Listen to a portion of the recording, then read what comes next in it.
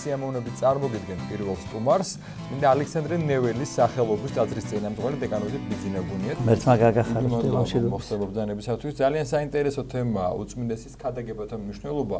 თემა იმდენად რომ целია ჩვენ თავისუფლად შეგვიძლია რომ უწმინდეს თითო ქადაგებას თითო გადაცემა მიუძღვნათ. საერთოდ ყველა აღნიშნავს რომ პატრიარქს ახასიათებს შეიძლება რამდენიმე სიტყვი ძალიან მარტივად გასაგებად თქვას ძალიან ღრმა და მრავლისმომცველი ქადაგება. აი თქვენ რას გვეტყოდით უწმინდესის ქადაგებათა მნიშვნელობაზე? ნამდვილად გეთანხმებით, რომ სრულიად საქართველოს კათოლიკოს-პატრიარქის ილია მეორის ქადაგებები გამოირჩევა კომპაქტურობით და არსებითი საკითხების წარმოჩენით. თუ სრულთლიანობაში შევაჯამებთ მისი უწმინდესობის ქადაგებებს, აშკარად დავინახავთ ერთ გარემოებას, რომ უწმინდესი ყოველთვის გვეუბნება, რომ ხილული სამყაროს, ფიზიკური სამყაროს გარდა არსებობს უხილავი სამყაროც. და ეს ორი სამყარო ურთიერთობას გამსჭვალავს და ორი სამყაროს რეალიების ასე იგი ფონზე ვცხოვრობ ჩვენ. ჩვენ ხშირად ეს გვავიწყდება. გვავიწყდება რომ ასე იგი უხილავ სამყაროში მიგველის ჩვენ გასვლა და მეორედ მოსვლისას უკვე ახალი ახალიცა იქნება. ყოველივე თემა, რაზეც ისაუბრა, უბრალოდ წამომიტივდივ და პირველი რაზეც მინდა გამომახვილო ყურადღება, ეს არის გასული წლის ნოემბრის თვე იგი ბრძანებდა, რომ გაუფრთხილდით სამშობლოს და ეკლესიას. გიყვარდეთ სამშობლო და მოწესება და მოგზაურობა გქონდეთ ეკლესიისადმი. ეს არის ძალზე მნიშვნელოვანი, ამაშია ძალა ქართველი ერისა. როგორი დიდი სიბრძნე არის ჩადებული. ჯერ კიდევ წმინდა ილია მართალი შეგვაგონებს სამი ღვთაებრივი საუნჯე დაგვრჩა ჩვენ მამაპაპათაგან. თვით მისი უწმინდესობის საოცარი სიტყვები, რომ თითოეული ადამიანი ადიდებდეს უფალს, უყვარდეს სამშობლო და უყვარდეს მოყვასი. და ის მნიშვნელოვანი გარემოება, რომ უფალი ჩვენი უწმინდესი და უნეტარესი სიყვარულის დეფიციტზე მიგვითითებს. გვეუბნება, რომ ძალიან მნიშვნელოვანია, რომ ჩვენ გვიყვარდეს ჩვენი სამშობლო და რა შეიძლება გამოიხატოს სამშობლოს სიყვარული.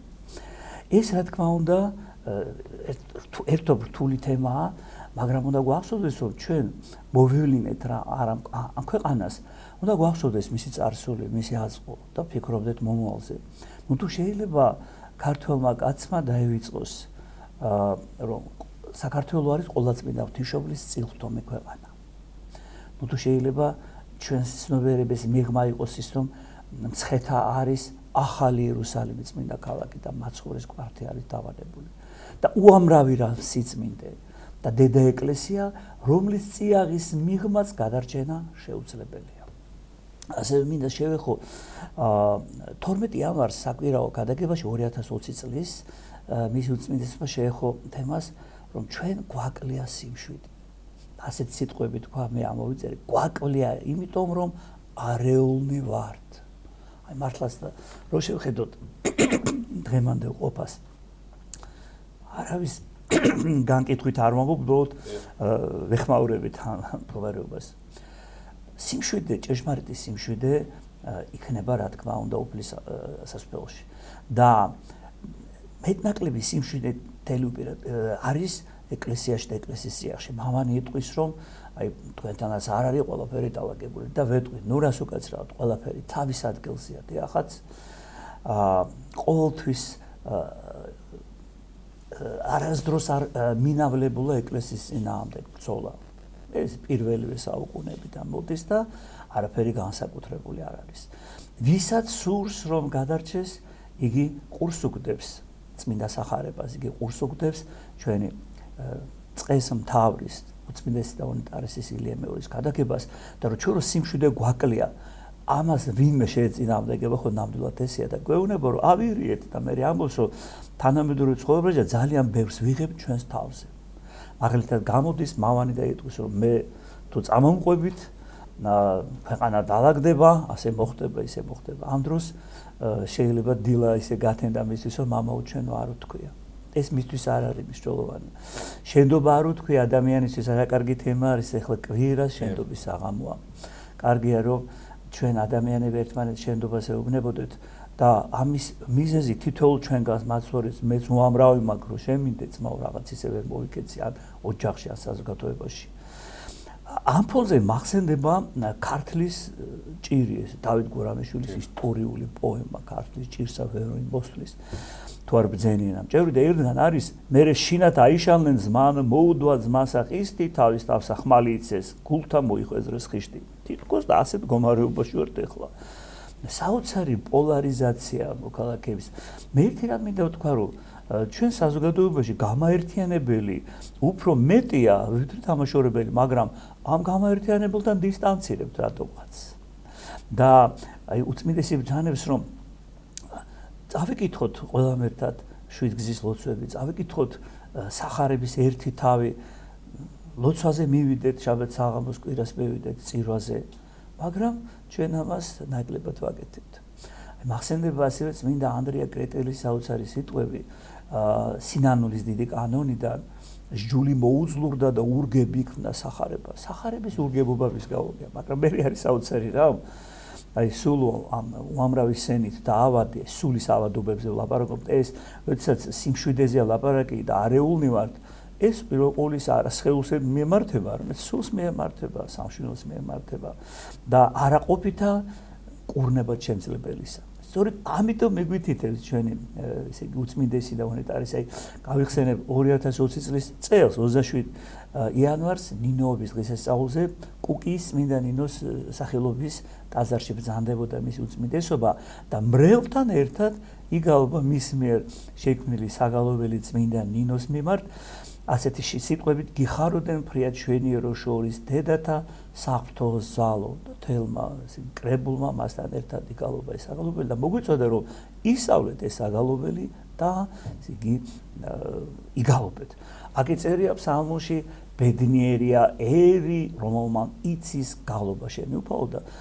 უწმინდეს აქეთკენ მიყავს ადამიანები ჭეშმარიტების გზას აჩვენებს თითოეულ პიროვნებას თუ რა ჯვარი აქვს მას სატარებელი ეს ჯვარი გოლგოთაზე როგორ აიტანოს. მამა ბიძინა სამწუხაროდ მართალია მცირე ნაწილი მაგრამ არსებობს საზოგადოებაში ხალხი რომელიც აი ერთგვარად თუ დაფიქრდებთ თქო ჩასაფრებული არიან აი უწმინდეს ქადაგებაზე და განსაკუთრებით ეპისტოლებზე. რაც არ უნდა თქვას, აი რო გამოვიდეს პატრიარქმა თქვას უბრალოდ რომ მიყვარხართ და გიყვარეთ ერთმანეთი. მაინც მოძებნიან ამაში რაღაც. აი თითქოს ოღონდ რამე რაღაცა გამოძებნონ და გააკილიკონ, ხან შენდობას ვითხოვ დაცინო, ხალ თქვა რომ ეს არის რაღაც ჩამორჩენილი, რაღაცა პატრიარქი რაღაცას გვაიძულებს, ეს არ ერთი რაღაცა გენდერულ თანასწორობას არ ერწყმით ასე შემდეგ თქვენ თვითონ ზეუკეთით. აი ამაზე რა სიტყვდეთ, როცა წყემსთაო ბუნებრივია, რომელიც მთავარი მოვალეობაა, რომ ერი წაიყვანოს ქრისტესკენ, მრევლი მოსახლეობა, არიან ხალხი, რომლებიც აკრიტიკებენ მას და თითქოს რაღაც შენიშვნებს აძლევენ.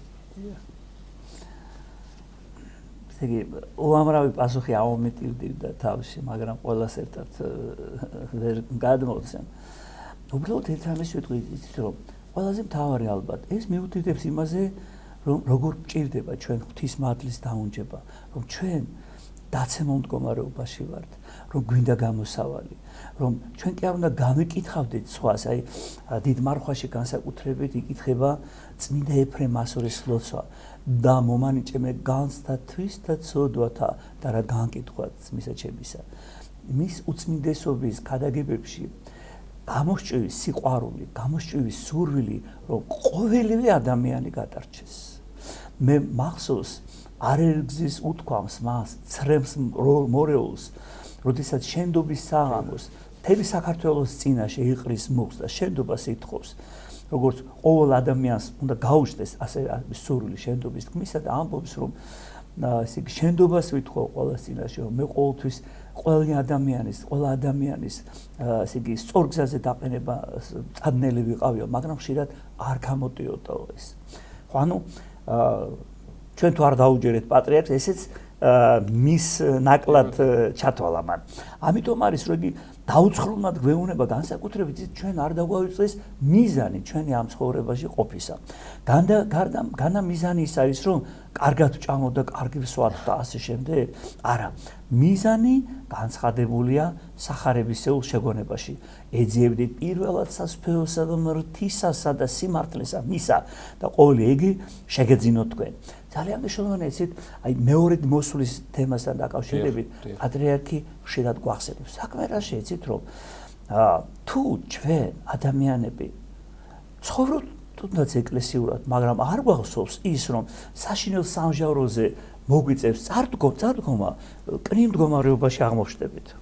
ამაზეც როცა პატრიარქმა ბრძანა არაერთხელ რაღაც ფილიკი წამოვიდა. ეს ყველა წარმოუდგენელი, იმიტომ რომ ჩვენ უნდა აი წამს რო კითხულობთ ყოველდღიურად მოველი აღდგომა სამხრეთით და უფრო ადრე მეშვიდე წევრიან წამსის და კვალად მომავალს დიდებით განჟაცხოთ დოქტორთა. მე თუ არა მაქვს მოლოდინი იმისა, რომ სამჟავროზე მომიწევს მისვლა, მაშინ არ ჩემს აღსარებას, არ ჩემს ლოცვას ის წონა და სიღრმე არ აქვს. ამიტომ აი გავიხსენებ კიდევ ერთი. ესე ახლა აი 15 თებერვალს ნახეთ როგორ რას ბრძანებს რა საოცარი სიტყვებია. ღმერთმა დაგლოცოთ, გაგახაროთ, ღმერთმა ინებოს, რომ მომზადებული შევხვდეთ მაცხოვრის მეორედ მოსვლას. ახლა შეიძლება ვინმეს გაუჩნდეს კითხვა, როგორ უნდა მოვემზადოთ. ყველას თავისი ჯვარი აქვს ატარებელი. უბრალო ვიგით მრევლს დაუშვათ, სტიქაროსანს თუ მგალობელს, დიაკონს თუ მღვდელს, ბერმონაჟნობას, ეპისკოპოსებს, პატრიარქს განსხვავებული აქვს ოჯახში, ასევე ჯვარი განსხვავებულია. როგორ ვიფიქროთ ჩვენ, რომ მშობლების ჯვარი უფრო ძიმია თუ ახლა დაბადებული ბავშვის? პასუხია ერთობ ნათელია, მაგრამ იმ პატარა ბავშვის ჯვარის გასათვალისწინებელია, რომ შვილმა უნდა ყური დაუგდოს მშობელს. გვეუბნება მისი უწმინდესობა არეგზის გვახსენებს მეხუთემცნებას, პატივი ეცით მამასა, თქვენსა და დედასა თქვენსა, რათა კეთილი გეყო, ნახეთ, რათა კეთილი გეყო შენ და დღეგრძელიყო ქვეყანასა ზედა, ეს საოცარია. ნუ თუ ამის მერე მე უნდა გამიჩნდეს ის საწინააღმდეგო აზრი, რომ რას ქვია მე ეს ესე პატევი დავცე, იმიტომ რომ სიტყვაზე ვამბობ, მამა ჩემი არ მუშაობს. ანუ მინდა რომ ცუდი დავინახო მშობელს, ეს განკითხვის სენია. ჩვენ ადამიანებს გვავიწყდება, რომ გარდა ფიზიკური სნეულებებისა უამრავი სულიერი სნეულება არსებობს, რომლის განკურნებისკენაც მოგვიწოდებს ჩვენი უწმინდესი და უნეტარესი ილია მეორე. ბიძინა, რამდენად მნიშვნელოვანია, რომ წირვაზე ლოცვაზე მისულმა ადამიანმა, თუნდაც როდესაც დგას და პატრიარქის ქადაგებას უსმენს, დიდი გულის ყურით უსმინოს და გაითავისოს, რას მალავს პატრიარქი იმ თითოეული სიტყვის მიღმა. შეიძლება ვდგავართ, მაგრამ გონება გაფანტული გვაქვს. რატომ უნდა ვუსმინოთ ძალიან გულის ყურით? ძალიან კარგი კითხვა არის, იცით. ასე დავიწყებ სიხარულით ესე იგი განაცხადებ, რომ მირქმის, იგივე ლამპრობის დღესასწაულის განსაკუთრებული მნიშვნელობა დაგვანახა ჩვენ მისმა უწმინდესობამ და უნეტარესობამ. და ის რომ ღვთის უხილავი ნათლის განდიდება ხილული ნათლითაც შესაძლებელია. ეს არის საოცრება, ისეთ ჩვენ ძალიან ხშირად გვჭირს ესეთი რამ, რომ მივდივართ მარიამობის დღესასწაულზე. იმიტომ რომ იმ დღეს მე დიდი საკლავი იქნება, არ აქვს მნიშვნელობა ოთხშაბათია თუ პარასკევი. აღდგომასაც ერთობ ხალისით ძალიან მნიშვნელოვანი კვერცხს შევდება, პასკა და შევდება მე ნადიმი და მაგალითად, ყოველწმინდა ღვთისმშობლის ტაცად მიყვანების დღესასწაულზე ხალხი ნაკლებად დადის, არ გვესვის მნიშვნელობა ეთქვერად ბრძანეთ.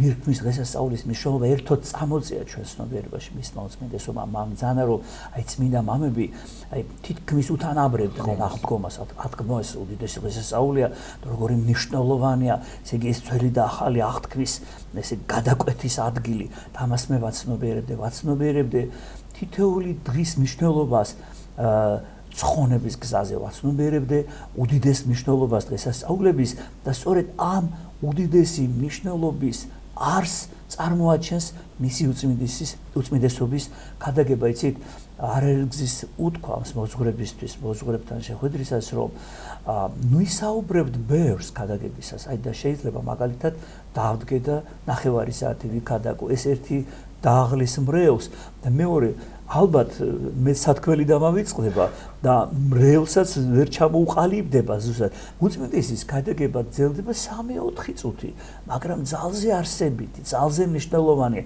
აი თუნდაც რომ გვეუბნება ღმერთმა დაგლოცოთ, გლოცავს წყემს თავარი, ღმერთმა გაგახაროთ.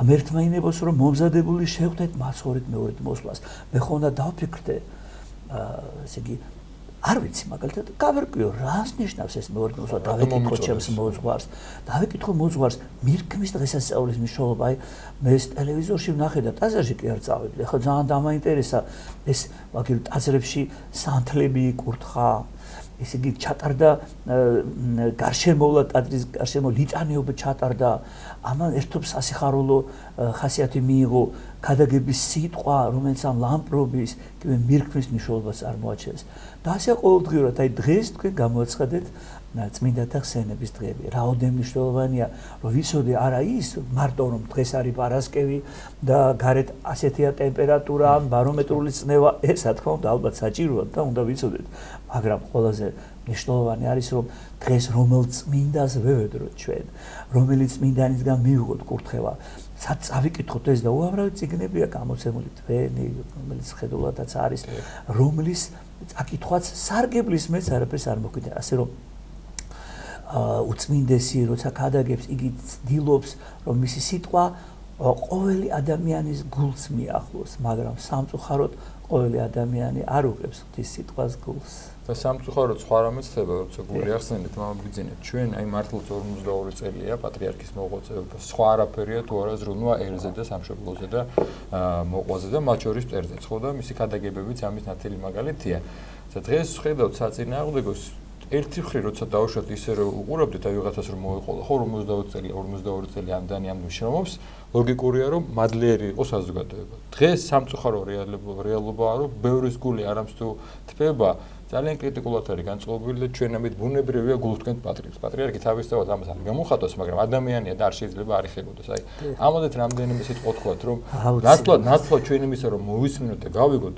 უპირისპირდებით მას კრიტიკით და შეურაცხყოფით მე მოგახსენებთ ჩემს ხედვას და გეტყვით რომ თუ დღეს მავანი კენს ისვრის ეკლესიის მიმართულებით არა იმიტომ რომ ეკლესიაში არსებული მცირედი ხარვეზების დამსწორებას სურს ეს აწუხებს არა არამედ იმიტომ რომ აი დაწყებული გასაბჭოებიდან დღემდე აი მონაკვეს თუ ავიღებ აღარ მინდა სხვა მონაკვეს დავყო ასეთი წინწასული ეკლესია არ ყოფილა ასეთი ესე იგი ძლიერი არ ყოფილა ასეთი სავსე ცხოვრებით ეკლესიური არ ყოფილა მე ჩემს თანატოლებს მეგობრებს ვეუბნები როცა ჩვენ ხვდებით ერთმანეთს 64-ის ვარ და ვეუბნები რომ ჩვენ როცა სტუდენტები ვიყავით მქონდა ის სავსე ცხოვრება მაგრამ ყველაზე მნიშვნელოვანი გვაქვს ეკლესია და ეკლესიური ცხოვრება აი ეს მნიშვნელოვანი გარემოება შეივსო ისიც მე მინდა ასევე შევადარო ფონი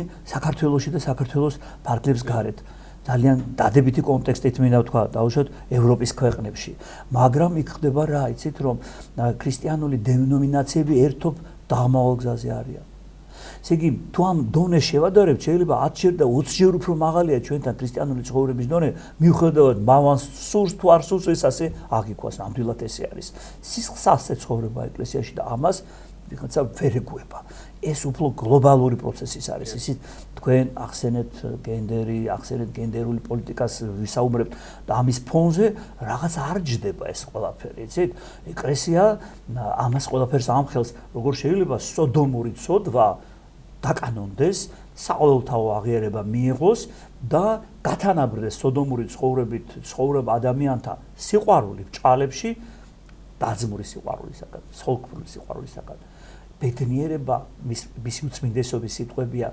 ბედნიერი ოჯახი უფლის გარეშე ვერ იქნება ეს წარმოუდგენელია თუ ოჯახში ღვთის მადლი და წყალობა არ არის ბედნიერება ვერ იქნება აი ეს არის ძალიან მნიშვნელოვანი თითოეული ადამიანი ცდილობს იყოს ბედნიერი და ხშირად არის ხელმოცარული და არ არის ბედნიერი და ამის განცდა აქვს რატო ყველაფერს უფლის გარეშე აკეთებს აკიბრძანებს უფალი და უწმინდესი არაძის შეგვაგონებს არარაი ძალგის თვინიერ ჩემს არცა ერთი აი ეს არის იცით რომ ასეთი წარმატებული პერიოდი 1921 წლიდან ავიღოთ მიჯნა ვიდრე 2021 წლამდე ჩვენ არ ქონია და ეს ვიღაცას არ მოწონს ეს რაღაც პროცესებში მამანისთვის არ ჩდება მაგრამ მისი უწმინდესობის საოცარ სიტყვებს გავიხსენებთ მამულისაი ჩვეულებისაი მამულისაი სვაი ამ გზაზე უნდა ვიდოდეს ქართველები და სწორედ ამ გზით მიყავს გოლგოთისკენ დიახაც უფლისკენ აი დიდი ღირებულება და სისტემისკენ მიყავს და პოეზიასაც გეტყვით, მისი უწმინდესობის ლოცვა კურთხევაა, რომ ჩვენ რა თქმა უნდა წავიკითხოთ სახარება, ერთი ძველი აღთქმიდან ერთი თავი, დილის ლოცვებს რომ მოვჩებით და ახალი აღთქმიდან ერთი თავი, ასევე მისი უწმინდესობა მოგვიწოდებს რომ ჩვენ წავიკითხოთ ვაშაკშაველა, დავით გურამიშვილი, ბარათაშვილი, აი მე ერთ რამეს ვიტყოდი ხანდახან მეფიქრება რომ ზოგიერთი პიროვნება, ვისაც სურს რომ სადავეები ხელში დაიჭიროს ქვეყანაში, ნუ ხა არ პოლიტიკოსები, ხოლო დადებითი კონტექსტი მომდი, ახლა ქვეყანაში უნდა იყოს პოლიტიკა და პოლიტიკოსები. დავით გურამიშვილის ქართლის ჭირი წავიკითხოთ ყველამ ერთად, სახალხო კითხვა მოვაწყოთ, იქნებ დღევანდელ ყოფას რამე გამოადგეს იმ წარსულიდან, როდესაც დავით გურამიშვილი ბრძანებს ქართლელების აღმახნული, კახელების აღმახნული ქართლელებს აღმაფარცხესო. ამას ხარ ვაკეთებთ ისევ და გვაფხიზლებს მისი უწმინდესობა რომ გვეუბნება რომ მოდით მშვიდობა ვიქონიოთ, ავირიეთო, ჩვენ არეულნი ვართო, იმიტომ რომ ჩვენ თავზე ბევრს ვიგებთო. ეს მრავლის მომცველი ფრაზაა და მე იმის აზრი კი არ უნდა გამიშდეს, ეს შეიძლება მე საერთოდ როგორ ხდება ხოლმე ცით, როდესაც ჩვენ მოძღვრები ქადაგებთ. შემდეგ სულიერ შვილებს უშდებათ განსთან მოდიან სათეო, ჩვენად გვეუბნებენ ასე მეგონა ჩემზე იქადაგეო. ანუ ის მიხვდა, დაუშვათ სიტყვაზე ამ პარტავნებაზე ვისაუბრე, ახლა კონკრეტული პიროვნება არ მქონდა. დაუშვათ აი უძღების შვილის კვირას ვისაუბრე და მან თავის თავში დაინახა ის მომენტი, რაც მას ეხებოდა, ეს ძალიან კარგია. ის კი არ გაუშვდა ის მე როგორ მაკადრეთ, როგორ თქვით ჩემზე. მე ვარ უძღების შვილი, მე შემიძლია ვთქვა რომ მე ვარ უძღების შვილი, რა თქმა უნდა. და ის ყველაფერი რაც იკითხება ეკლესიაში, რაც ესე იგი ჩვენ გვესმის ჩვენი უწმინდესობისგან, აუცილებლად გულთან უნდა მივიტანოთ და გავუღოთ გულის ყარი და შენდობა უნდა ვთხოვოთ, აი თქვენ რო თქვენ ჩვენ გულს ტკეთ პატრიარქს, კვაპატიოს მის უწმინდესობამ და შენდობას ვთხოვოთ. და მამა ბიძინა, ასევე მნიშვნელოვანია რომ აი როგორ დღესასწაულებზე ბრძანეთ თქვენ ხშირად არის ხოლმე რომ რაღაც დღესასწაულზე მივიდიოდი და ზეიმობ და გამოვიდიოდი და არც არაფერი მე გვამოწდება. ასევე აი დავუშვათ მოусმინეთ პატრიარქის ქადაგებას წირვაზეა ტელევიზორში და რა კარგი იყო როგორ მოგვიწონა და მე ეს გვავიწდება.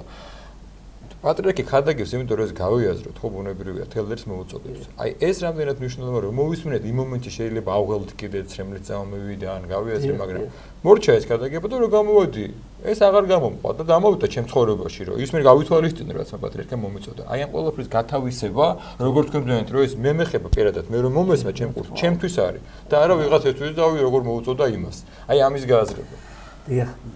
ძალიან კარგად არის ეს საკითხი სახარებაში წარმოჩენილი იგავი მთესვარის შესახებ. გამოვიდა მთესვარი თესვა და შემდეგ და ნაწილი თესლისა დავარდა შარაგზაზე. მოვიდა ცისფრინველი და აკენკაები. ნაწილი დავარდა კლდოვანზე. გამოიღო პატარა ფესვი და გახმა.